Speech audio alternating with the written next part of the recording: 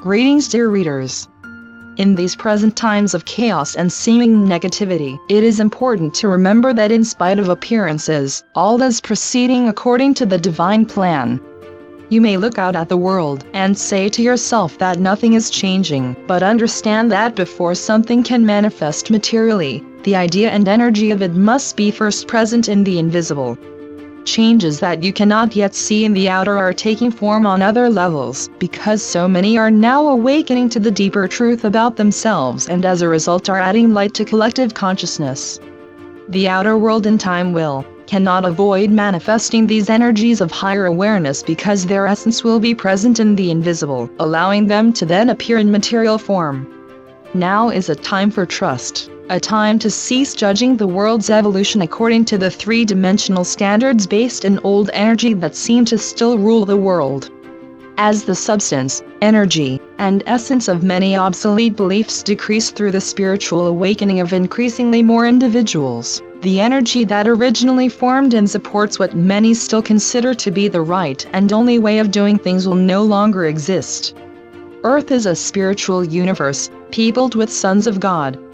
Those who do not know this, create and live out from a very limited three-dimensional belief system, and experience their good and their bad on the physical material level, unaware that they are manifestations of God and one with all life.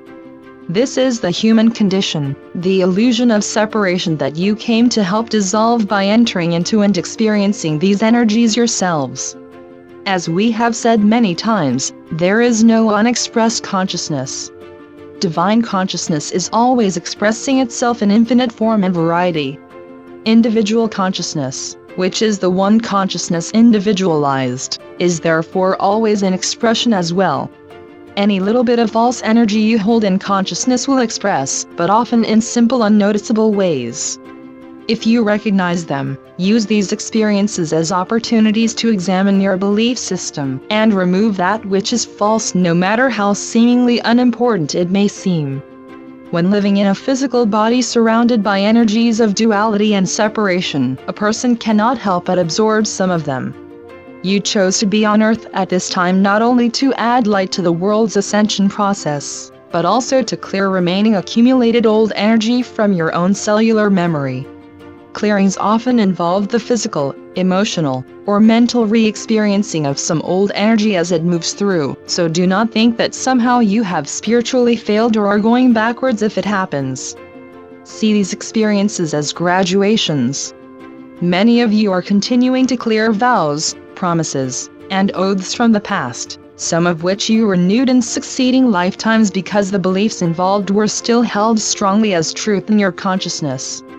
Take time to sit quietly and state your intention to specifically clear all old oaths, vows, and promises, which when taken with sincerity and intense belief, permeate cellular memory and often take time to fully clear. Most of you had lives in which you sincerely embraced a vow of poverty. Find yourself always lacking? You also willingly took a vow of obedience. Find yourself always playing follow the leader, afraid to make choices for yourself? Lastly, there was the vow of chastity. Still judge sexuality as being of a lower level and not spiritual? Although participants accepted and entered into these vows with sincerity and a desire to be closer to God, these same vows often represented a source of power and control for churches and those in charge. Sexuality is a sacred facet of every person's being. The ignorance of third-dimensional thinking, especially within organized religions, have relegated it to being evil, sinful, and a temptation brought about by women. For much of the world, sexuality continues to be nothing more than a source of pleasure and a money maker, as well as something to be ignored, hidden, and never talked about. In these times of awakening, sexuality is beginning to be seen in a new and higher way, but continues to be presented through the media, film, books, etc. in ways that primarily reflect old three-dimensional thinking. Sacred sexuality was taught in the ancient mystery schools and high-resonating temples as being a path leading to a deeper awareness of one's innate divinity. As with all things present in material form, human sexuality flows from a much deeper reality without which the material form would not exist. Divine consciousness is neither male or female, but rather is the totality of both as one. In the duality energy of the third dimension, an individual is either male or female. Physically, emotionally, and mentally, the male energy manifests as the active, beer, doer, while the female energy manifests as the receptive, love, and intuitive. When they come together physically, a child, a new person is created. Every individual, and not just some special one or a few, is fully complete, embodying all of God's qualities and not half or just some, all. On earth, most are raised to emphasize only the qualities of their physical gender and to avoid those of the other, but this is changing.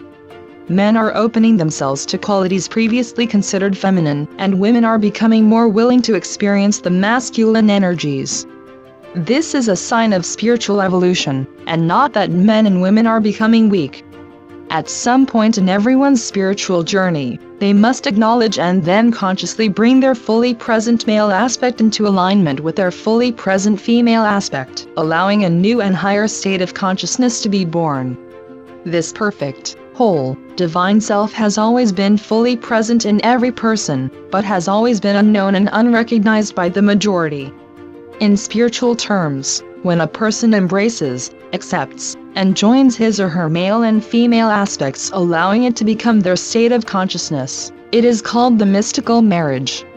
Unawakened minds interpret the mystical marriage simply as sex, although most suspect that something deeper underlies it.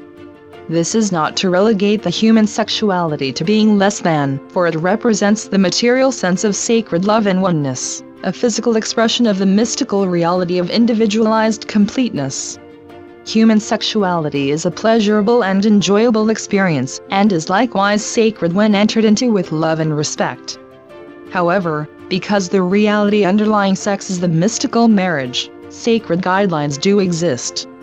It is never to be forced, made fearful, used as a means to an end, self-serving, violent, entered into without love or respect, or considered a duty.